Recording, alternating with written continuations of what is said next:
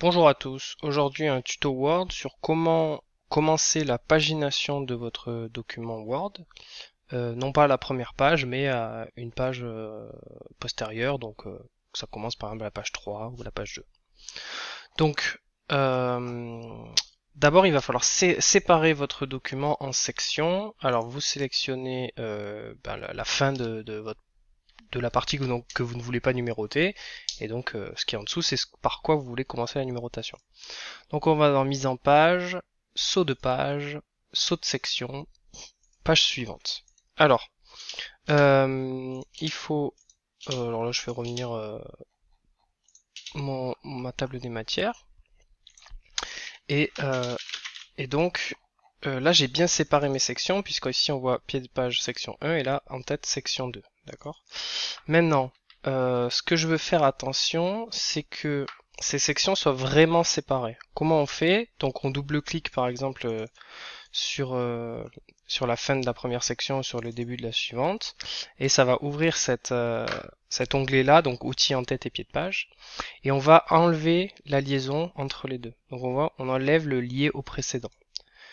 Et il faut le faire également en bas, en fait il fallait surtout le faire en bas. Vous voyez ici encore, le pied de page section 2, il est encore identique au précédent. Nous on enlève ça, et maintenant il est plus identique au précédent.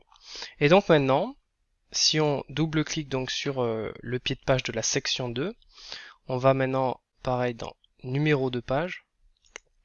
Donc on est dans outils en tête et pied de page, et donc on va dans numéro de page. Moi j'aime bien le mettre en bas de page.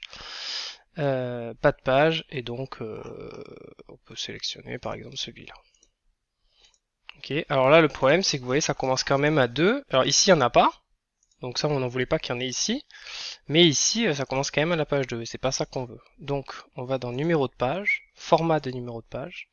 Et ici, au lieu de dire à la suite de la section précédente, on clique à partir de et on veut commencer à 1. Et donc, maintenant, notre saut de... Non, maintenant, notre document, donc, il a commencé... la première page, il n'y a pas de pagination. Et les suivantes, donc, elles commencent à 1.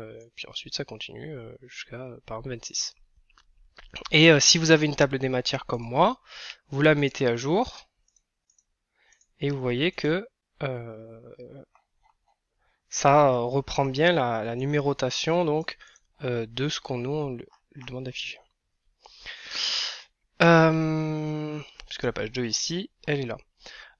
Petite erreur que vous pourriez rencontrer, en tout cas petit désagrément que vous pourriez rencontrer, c'est si vous sélectionnez non pas ce style de bas de page, mais si vous sélectionnez par exemple un bas de page comme celui-là, qui vous affiche en fait le nombre de pages totales.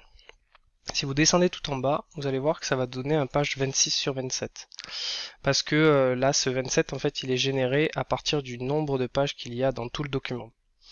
Ce que je vous conseille de faire, c'est de sélectionner, par exemple, un numéro de bas de page comme celui-ci, et de dire, donc, et de taper, parce qu'ici, on peut modifier la présentation, et donc, on peut taper page 26 sur 26.